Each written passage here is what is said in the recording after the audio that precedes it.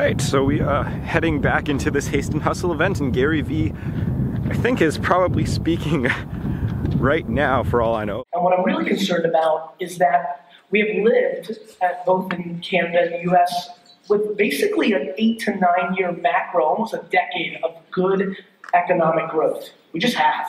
You know, obviously there was a crash in the US in 2008 or 9, but if you look at the data, we're probably on the tail end of economic growth. Gary Vee and surviving the recession. So recently I went to Niagara Falls to the Haste and Hustle conference. I was invited to go. So there were some, great speakers there. Gary Vee and Casey Neistat. So, but one thing that caught my eye was that Gary Vee agrees with my recession hypothesis. And as you saw in that clip, which I probably put at the very beginning of this video, he's pretty much said we're at the tail end, or should be at the tail end, of this period of economic growth. So because Gary Vaynerchuk agreed with my recession hypothesis, I haven't really made a video about how to like save money during this recession, or to how to not get hit super hard by this recession. So anyways, I came up with a few things here. So the number one thing that you should do when the recession hits is it's so obvious. I know that the others are going to be a little bit less obvious, but just cut out those stupid expenses. I mean, just don't eat out as much, don't eat high-end food, don't make any dumb purchases, like don't go out and buy a fucking purse or like designer purses or high-end clothing, and don't even buy clothing. I mean, unless you're changing your weight or your size, or you're a teenager growing or something, I mean, like, you don't need more clothes. I mean, I have clothes that I've worn that I had in high school that I still wear. I mean, I probably have had this shirt for like 4 years. Still fits fine, and it's perfect. Look, there's no rips or anything. Like, well, I don't understand why, that's one of the things that bothers me, why people spend, hundreds of dollars on clothes every couple of months. I mean, I just think that's ridiculous, and that's a dumb expense just in general. So, anyways, just cut expenses during the recession, and if you do that, you'll probably be fine, to be honest. I mean, unless we see like a giant recession, like something like the Great Depression, where unemployment went to like 27 or 30% or something. But generally, when a recession hits, it's just like a 3 or 4% increase in unemployment, which is okay. It just means that you're most likely still going to have your job, but there's a very small chance that you might get fired or something, or laid off, just because of this recession. So anyways, so the second thing you can do, which is I've mentioned before in my other videos, is just invest in recession-proof companies. This can actually make you money, and made a lot of people money during the recession. So think about what companies you think would do better during a recession, in a way. So the example I use all the time, which I've said a billion times, is McDonald's. Because what happens when people get laid off and they don't want to spend as much money on high-end food at Whole Foods? They go and get a burger for $1 or $2. They start going to McDonald's. So as you can go back and look at the stock price of McDonald's in 2008, 2009. It went down like a couple % versus 30 to 50% for most other companies. So just invest in a recession-proof companies. McDonald's. I don't know if Walmart is one, because they're so big and they're like a retail store. But if Walmart specifically was like a low-end grocery store, then I would invest in Walmart. But they're a giant retailer, so that's kind of tough. Just think of companies that sell stuff for really, really, really cheap compared to their competitors, and those are generally the companies you're gonna want to invest in when the recession hits. So for numbers 1 and 2, those are kind of things that you should do while the recession is killing the economy, like while it's going down. But once it hits the bottom or near the bottom, the best thing you can do, which you will get super rich off of, is, or you can if you're smart about it, is just invest a lot at the bottom of the recession in anything. So, on its way down, make sure to invest in the cheap companies that I just mentioned, like McDonald's, whatever, all the cheap retailers, all that stuff.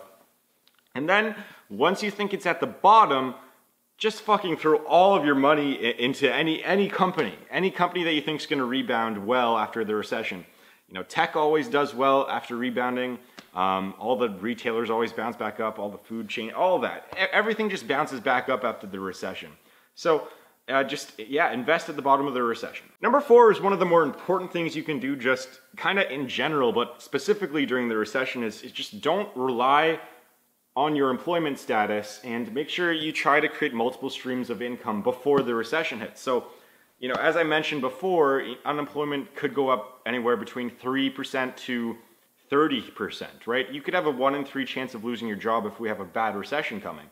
It's probably not going to be that bad, but it might be. I don't really know. So don't fully rely on your employment income. So if you're making, I don't know, $40,000 a year from your employment from whatever, working at some retail job or some commission job or some research position at some company, then just make sure that you have at least like 10 grand or 15 grand of income coming from another source if you can. If it's from a side business, try to set one of those up soon, and it can it can kind of provide a buffer so that if you do get fired from your main job, you still have a little bit of income coming in that you could use to, pay rent and buy food or something like that, right? But this is something that you should just be doing in general. I mean, having multiple streams of income is just a good thing to have in general. It's just, like me, I think I think I've mentioned this before, in terms of main streams of income, like stuff that provides me, I just hit the camera, provides me like over 15 grand a year or more in income. I think I have 3 of those now. And then I have like 4 to 5 other ones that just provide, a few $100 here, a few $1,000 there kind of thing. So, yeah, so just don't rely on one source of income during the recession. Don't put all your eggs in one basket. Spread out those eggs, and hopefully you'll be fine. So number 5 is just another way of just cutting expenses that some people don't want to do or just don't think of. So I thought of it because, the cable or TV, the whole cable TV internet package, it can be like $150 a month or $100 a month or $120, or it could be $200 a month for some people. It could be $80. I don't know. But what you can do is just cut out the cable TV portion, which could be half of your entire monthly expense for TV, cable, and internet. So you could save yourself $100 a month and just go get fucking Netflix and binge watch all that stuff for $9.99 a month or whatever it is, $8.99. I don't know, but yeah. So that's just a really simple consumer way to just save money. It could save you $100 a month, but just by doing that, which during a recession could be a lot. So the number 6 thing is something that, if you're an investor, is really, really important.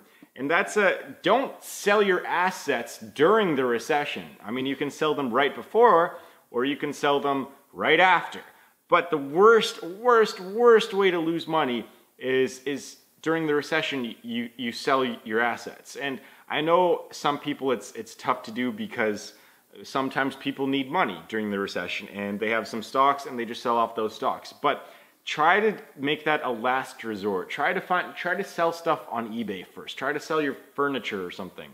Stocks are something that you should just don't sell whatsoever during the recession because you're just losing money. Your money's just disappearing. So it's really simple. Just, don't sell your assets at all. All right, number 7 is really important if you are a homeowner specifically. So anyways, I'm just going to say this here. Fixed rate mortgages. Before the recession hits, try to make sure you have a fixed rate mortgage if you expect a housing bubble. Now, I don't even know if there's going to be a housing bubble. I just don't have enough information on that right now. We might have one in Toronto or Canada or Ontario right now, but variable rate mortgages are why so many people lost their homes in 2007, 2008, 2009.